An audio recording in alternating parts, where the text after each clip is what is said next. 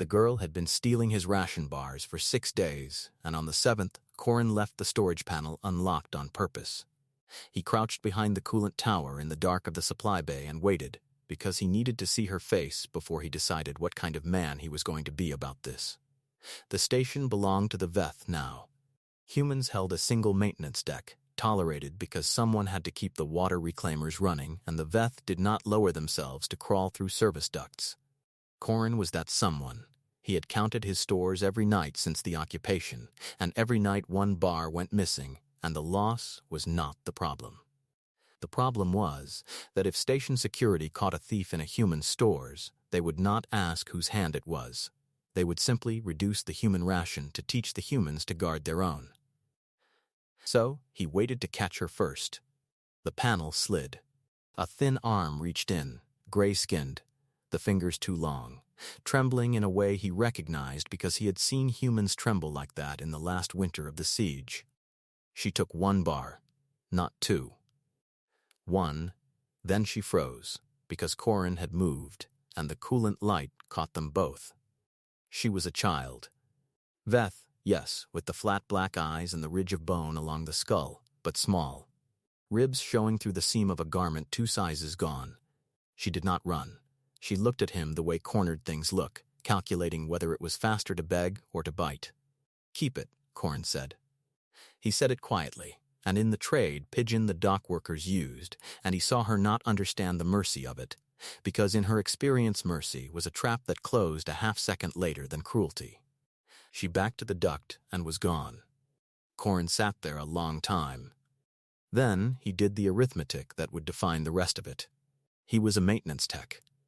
He controlled the reclaimer output logs, the humidity records, the mineral supplements that went into the human water supply, and ration distribution on the human deck was calculated against reclaimer load, because the Veth accountants were efficient and lazy and let one number drive another. If the reclaimers showed more humans drawing water than the roster listed, the deck ration increased automatically to keep the workforce alive.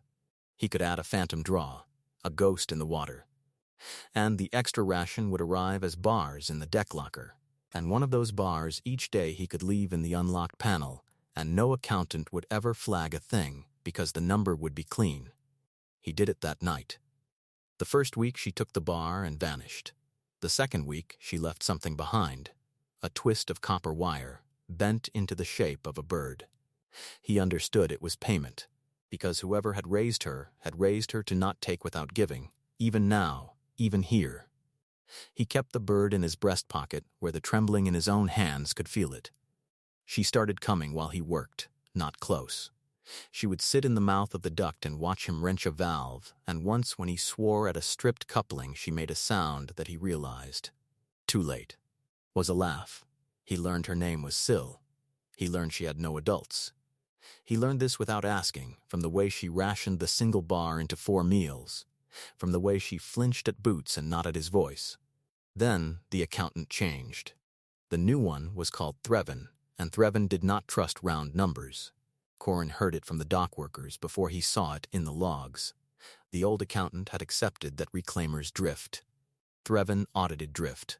Within 3 days a query landed on the reclaimer discrepancy, and Corin sat in the humid dark of his station and watched a cursor sit on the exact ghost he had built, blinking, waiting to be explained. He could delete the phantom draw. The ration would drop back to true. Syl would lose her bar, and he would lose nothing, and no one would ever know he had risked his deck for an alien child who stole from him. He did not delete it. Instead, he made the ghost real.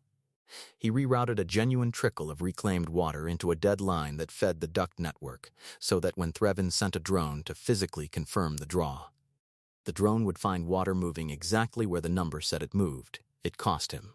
That water came off the human deck's margin, a margin already thin, and he was now stealing from his own people to feed one Veth girl and cover the lie that fed her. He told himself it was a cup a day across 40 humans. He told himself no one would feel a cup. Someone felt the cup. An old woman on the deck named Bettis, who tracked the water because tracking things was all she had left, noticed the supplement levels dip and went to the Veth deck officer to report a fault, wanting it fixed, not knowing she was pulling a thread that ran straight through Corin's chest. The officer logged it, Threvin cross-referenced. And now there were two anomalies pointing at the same reclaimer, and an accountant who had already decided the human tech was the common factor. They came for Corin at his station, not to arrest. The Veth did not waste process on maintenance staff. Threvin came in person, which was itself the threat, flanked by a security drone, and he laid it out with the calm of a creature who has already won. There was a discrepancy.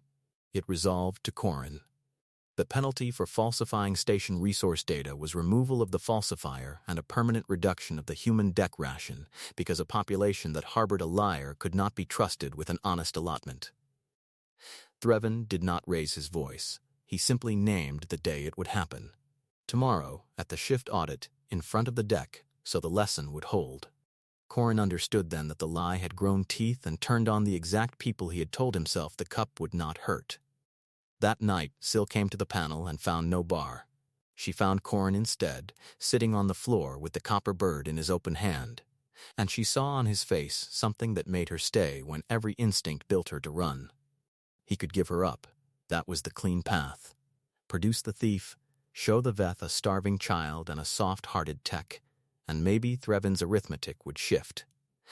Because a documented dependent draw was not falsification, it was a rounding error with a face. The deck ration might survive. Corin might survive.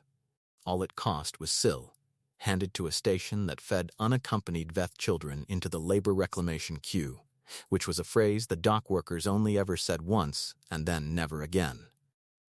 He looked at the bird a long time. Then he stood up and did the thing that closed every other door. He went to the shift audit early, before Threvin, before the deck assembled, and he walked into the reclaimer control core, and he opened the master log in front of the security drone's unblinking eye, and he did not delete the phantom. He signed it. He entered his own authorization against the discrepancy and reclassified it, formally, permanently, as a sanctioned humanitarian draw under the occupation's own charter clause, the one buried in the annexation terms that no human had ever been stupid or desperate enough to invoke, the clause that said an occupying power that accepted a population's labor accepted responsibility for dependents within that population's care. He filed Sil as a human deck dependent. It was a lie in species and a truth in every way that mattered, and once signed, it could not be unsigned. Because the charter was Veth law, and Veth law did not bend for the convenience of a Veth accountant.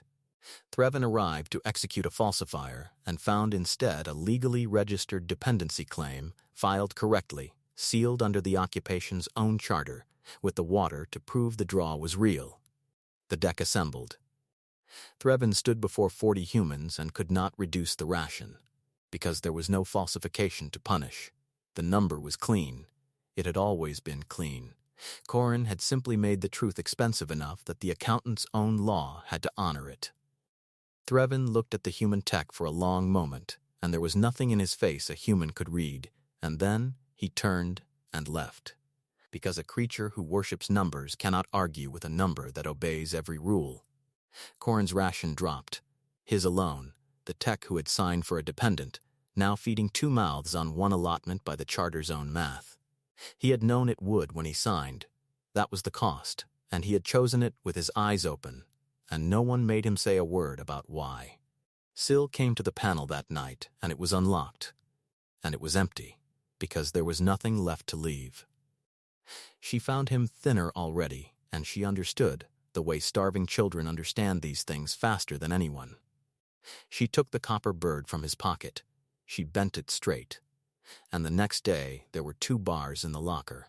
Because she had gone into the ducts and found the old caches the Veth had forgotten, the ones only a small body could reach, and she was feeding him now the way she had been taught, not taking without giving, even here. He kept the wire. It never held a shape again after that. It was just a wire, warm from his pocket, worth more than the whole gray station above them,